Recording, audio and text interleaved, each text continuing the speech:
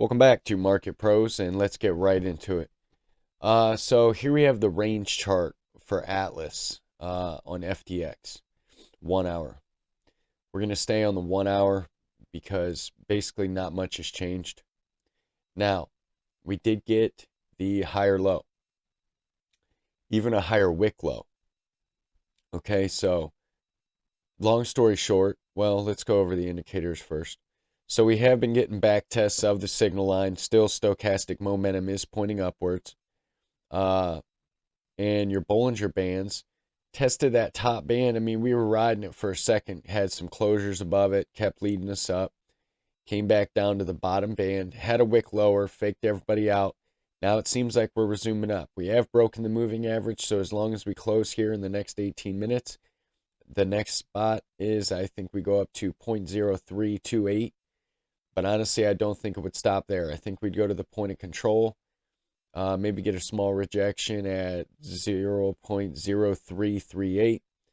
But honestly, if we could get up to the point of control, I think we make a higher high than this last high at 0.040. So let's go to the trend chart. All right, so here we have Atlas on FTX on the 1 hour. So your moving averages are converging. Whichever way this breaks out, it'll fan these moving averages out. That will have some power behind it. Your RSI is above the neutral median line. We are above the signal line. Let's see if we have any divergences. Well, from here to here. Let's see. So, no divergences to be aware of. Your MACD is just riding this zero line right now. It's basically just converging around the signal line. You did get your first light red bar, which means your volatility is barely starting to decrease. We're right by the zero line. So if we can get back above the zero line, RSI keep turning up, volatility increase, I think we break this last high, and I think we go up to the point of control in this last high. So, we did get rejected by the 21 right now. But I mean, that's common. That's not surprising. But honestly, I think we break to the upside. Validation of the downside would be a closure. We have to go with the wick this time at 0.0308. A closure below there, I think we would come all the way back down to this last resistance turn support at 0.0295. And like I said, if we can get above this point of control and this last high, next stop is these wick highs at 0.03, basically 3.5 cents. All right, so let's move on to Polis. All right, so here we have Polis on FTX on the 1 hour. Looks like we're in some sort of descending channel at the moment. So we did test the top region and the 21 and basically the 50. So it looks like we could come back down. If not, break out.